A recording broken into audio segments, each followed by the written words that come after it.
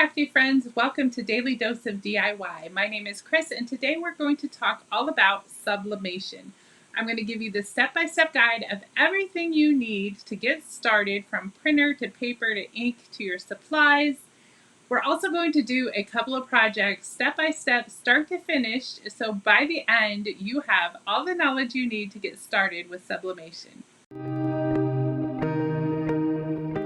If you're a Cricut user, sublimation is similar to infusible ink, but with infusible ink, you're stuck with the designs Cricut gives you, and with sublimation, we can print our own designs on the paper and make whatever we want, from tote bags to t-shirts. We have earrings here. You can make tumblers. You can even sublimate your own designs on wood and all sorts of materials. You do not need a Cricut to do sublimation. It is its own standalone craft, but Cricut can be a great tool added on to help you with your sublimation crafts. I'm not going to be using a Cricut today. We're just going to go with the basics from the beginning, but in my upcoming videos, I'm going to show you how to use your Cricut with sublimation, including how to make your own sublimation designs in Design Space. So be sure to subscribe to see those future tutorials. So to get started with sublimation, the first thing you're going to need is a special printer dedicated to sublimation. There are several sublimation printers on the market. Sawgrass is one. They are pretty pricey though. They are like $700 plus. You can get an Epson EcoTank for about half of that price or less. I am using an Epson EcoTank today, and along with Hippo sublimation ink. Hippo was nice enough to send me this ink to try. You do need a special ink for sublimation so it transfers to your projects. Inkjet or laser printer will not work. So you'll need an Epson printer, special sublimation ink, and you'll also need sublimation paper. Hippo also sent me their brand paper so we can give it a test and see how well it works. You're also going to need a few other extra supplies, which if you're a Cricut user and you've used infusible ink before, you probably already have them. You're going to want a Cricut Easy Press 2 or higher, or a legit heat press. Sublimation transfers at temperatures anywhere between 350 on the low side all the way up to 420. So you need a high heat press. You also want heat transfer tape. Don't skip this step. It will give you much better results if you have the tape. The lint roller to remove any debris from our projects first, and then we need parchment paper or Teflon sheets to catch the off gases and the extra ink. We don't want it to ruin the rest of our project. Next, let's talk about the blanks we're going to need to do sublimation. So you could sublimate pretty much anything, from pillows to blankets to floor mats to shorts to bags to mugs, even wood. The possibilities are endless, but there are some things you need to know before you just grab any old thing and start to sublimate on it. It has to have a special coating for sublimation. Now you don't have to add that coating yourself. You can. I'm going to show you how to take ordinary wood from Lowe's or Home Depot and turn it into sublimation in a subsequent video, and how to take any shirt and sublimate on it. But for the purposes of this video, we're just getting started. You want to sublimate if you were doing fabrics like the pillows or anything I talked about. This is a shirt. I'm going to show you step by step how to do shirts. The sublimation ink bonds to polyester. So you want your shirts to be at least 40% polyester. 60% or higher is probably better. The lower the polyester count on the shirt, the more faded your sublimation transfer will look. Now this shirt, I just grabbed a cheapie at Walmart for like $5. It's 92% polyester, and you can see on my sample, I'm going to show you how to do this. I also have this file for you free. There will be a link in the description on how to get that. You'll also find the links in the description for all these things you need. But you can see the ink transferred very well on this shirt, which is 92% polyester. Now, tote bags you can easily find for with 100% polyester. I got this one at Michael's, and it also transferred very well. For the rest of the things, you want to search for something called Sublimation blanks. Now this tumbler is a Sublimation blank. That means it's already coated and ready for sublimation. So you can take your ink, your sublimation prints, and go ahead and put it on a tumbler and it will transfer beautifully. They make sublimation blanks for just about everything. These are the earrings. I'm going to show you how to do earrings today. You can get coasters. A lot of companies already make sublimation blanks, so you don't have to worry about the coating on it. Just when you are searching for something to make, Amazon is a great place to find these things, sublimation blank, and then or just type it in and you'll see all the things you can sublimate on. I'll give you links to some of my favorite things in the description. So now that we covered some of the things you can sublimate on, we've covered you need a special printer and special ink and special paper. Next, we're going to show you how easy, incredibly stupid easy it is to set up your printer so you can begin sublimating today. When you pull your Epson printer out of the box, it comes with ink too. Remember, don't use that ink. You need to order Hippo sublimation ink and paper. But it comes with, the Epson printer comes with instructions on how to set everything up and do it. Total setup time, it was probably about 20 minutes. And a lot of that was the printer just doing its own thing. It tells you what buttons to press on the instructions, and then Epson goes through and does its thing. So it does come with great instructions. You know, sometimes instructions are just crap, but it did come with good instructions. I'm also going to show you, so we are just going to lift this top up here and then open the ink right here. Let me switch you to an overhead. So this just opens right up. What makes Epson a great printer to use for sublimation is you don't have those cartridges that just come in and out. The cartridges stay in there, and you pull these up to fill the ink. You cannot, with this though, go back and forth between a regular printer and a sublimation printer. I mean, you probably could if you let your sublimation ink run all the way out, but once you run regular ink through this printer, that regular ink residue is going to be in the print head and everything, and then it's not going to give you great sublimation results after that. So keep this printer just for sublimation.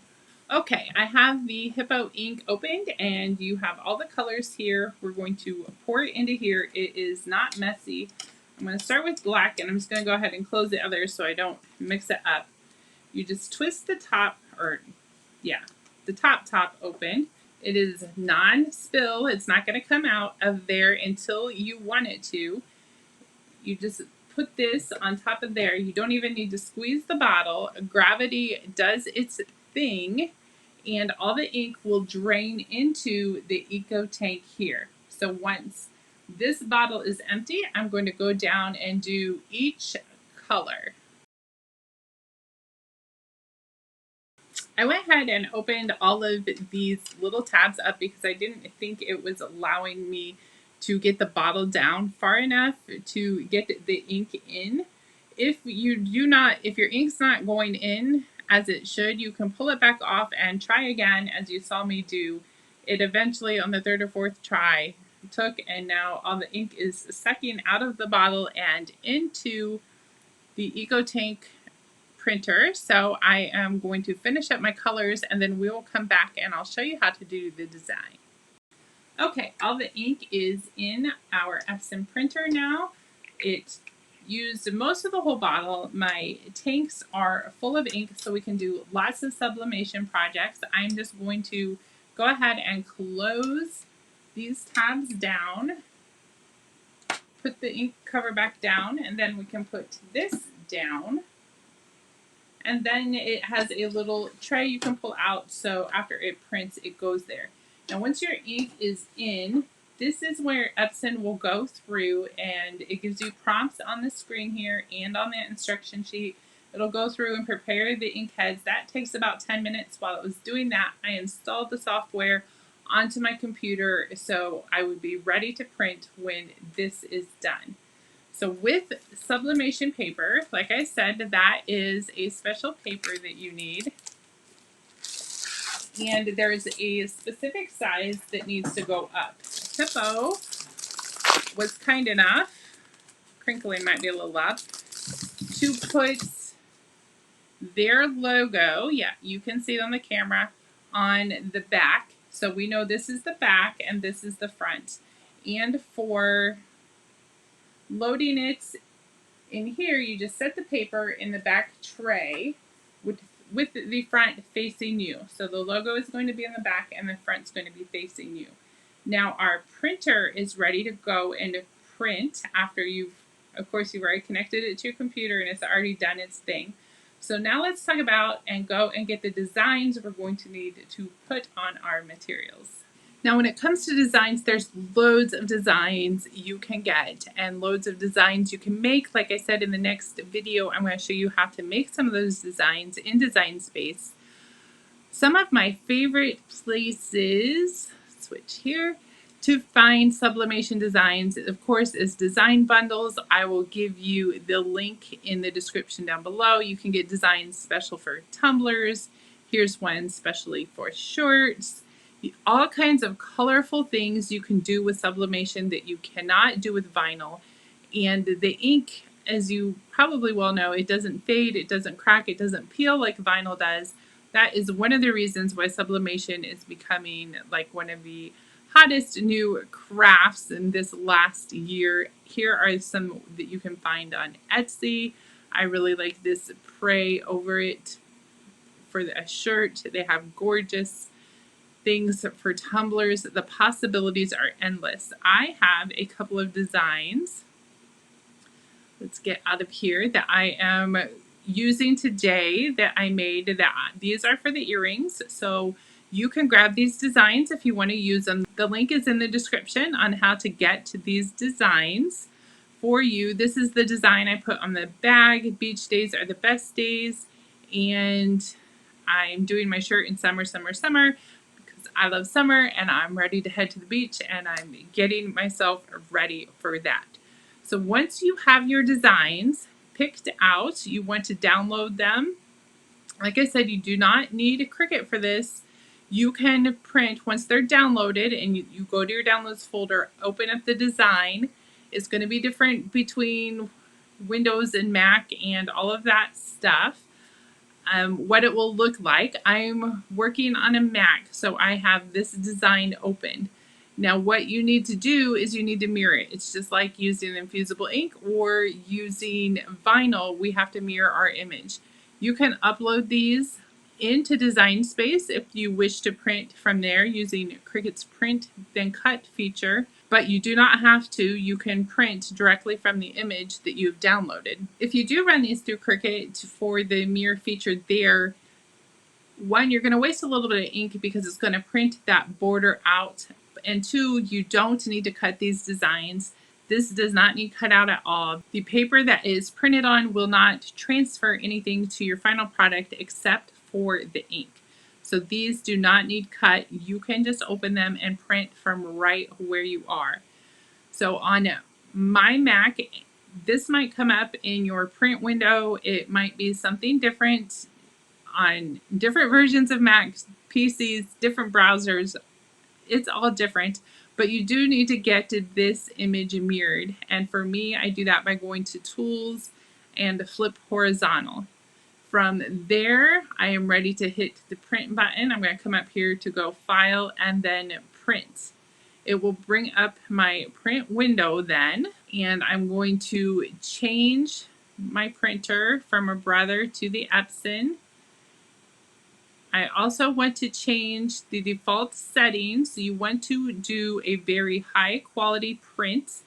I'm going to do a photo on matte paper, and then the scale is always off on mine. It might be fine on yours, but I'm going to change the scale. It came in at 71%. I want it to stick to 100%.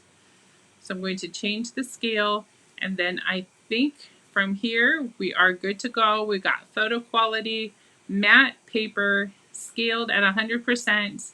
We already mirrored the image, so now we're ready to click print, and it will send it to the printer and start printing.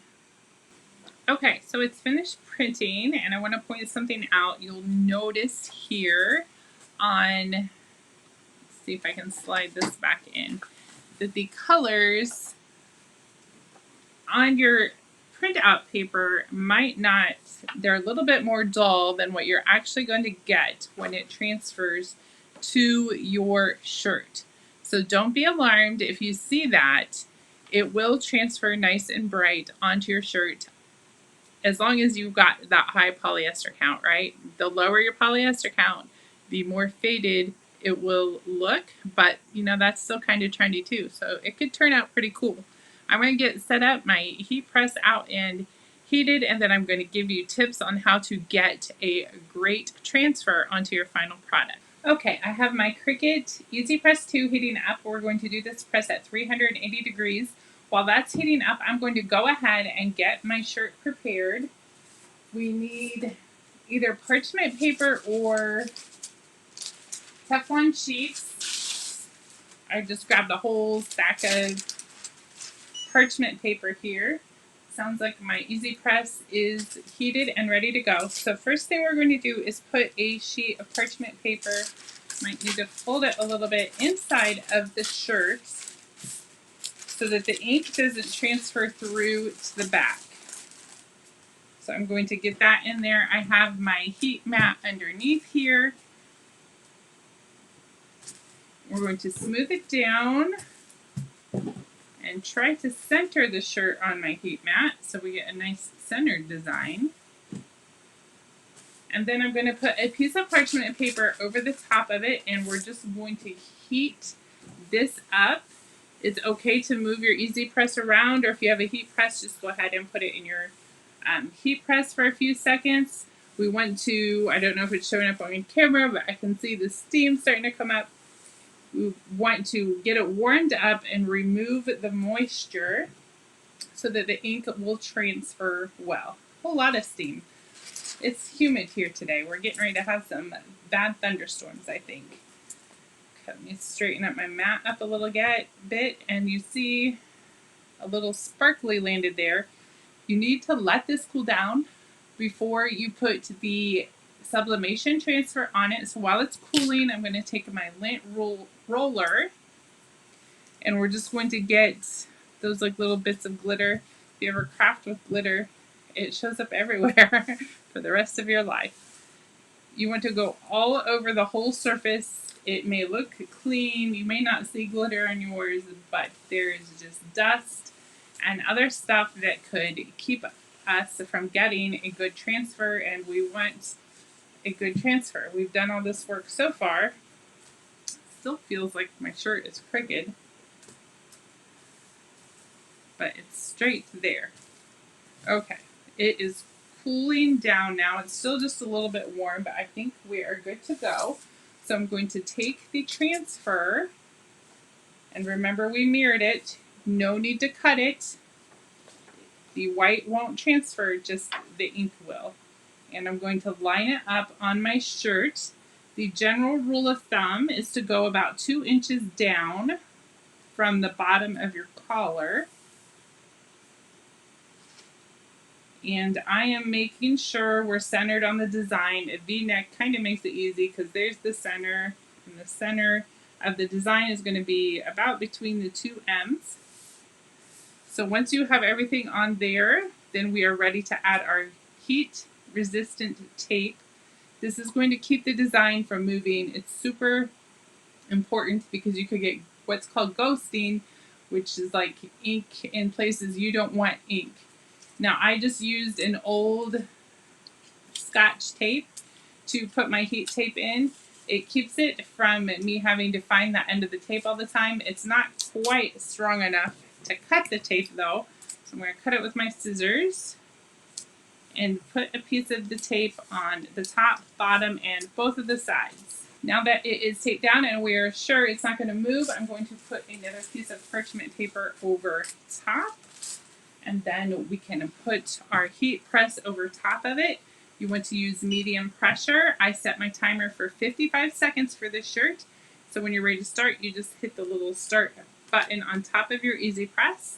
Try not to move your press at all while it is transferring. You don't want that ink to smudge or to start ghosting. Once the timer has beeped, go ahead and put your press back in. All kinds of steam still coming up. And then we want to let this cool completely before we touch it. So I'm going to give it 3 to 5 minutes and then we'll be back and take a look and see what it looks like. Okay, everything is cool now, so we are ready to remove our parchment paper, and then we can just go ahead and peel off the paper. You'll notice some ink stayed to the paper. That is totally fine. You can see our beautiful bright design transferred perfectly to our shirt. I am now ready for summer to go to the beach. I cannot wait. So I'm just going to move this shirt out of the way and we're going to go right to the earrings. I have them out and ready to go to show you how to do earrings. We're going to start with putting parchment paper down on the bottom to protect our mat. I went ahead and cut the designs out. Like I said, the border's fine. It's not, the paper does not transfer as you saw on the shirt, but it's a little bit easier to deal with a smaller piece of paper when you're dealing with smaller things. So I'm going to put the earring on top of the paper and line it up. And then I have my tape all ready to go. We're going to tape it down across and we're going to tape it down up and down too, because we want to make sure that paper doesn't move and it gets all parts of the earring. So for this one, I'm going to do the same kind of look at the first one I did so they're even. And then tape it down.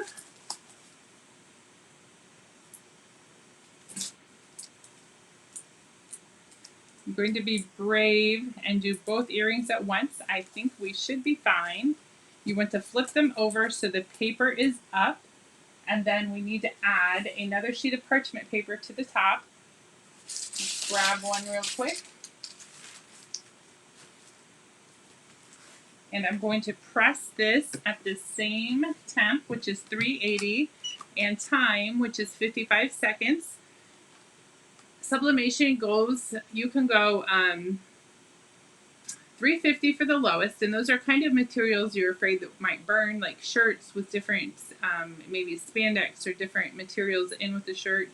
The lower the temperature, the longer the time you're going to press though, and you can go up to like 420, so then you would maybe only press it 40 seconds, where if you're at 350, you want to press it probably a minute and 10, a minute 20 seconds. I tend to stick 380, 55 seconds is my happy medium, but of course you can adjust your time and temps based on it. Some materials, when you search sublimation blanks like these earrings, they will tell you on the material what temperature and how long to press for that blank that you bought. Okay, so we need to let these cool down again, and then we'll come back and we'll do the final reveal of the sublimation earrings. Okay, I think we're cooled down enough now. We can remove everything and see how our earrings turned out. We're just going to peel back the tape. Once you get one part of it done, usually the rest comes off fairly easy.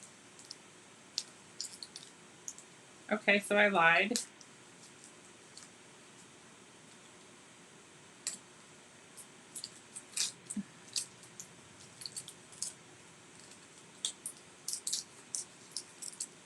And just pop this guy off the tape.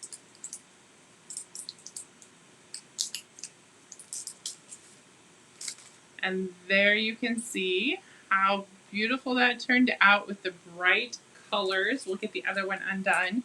The earrings, when you buy sublimation blank earrings, of course, they come with the hardware that you need to finish making the earrings.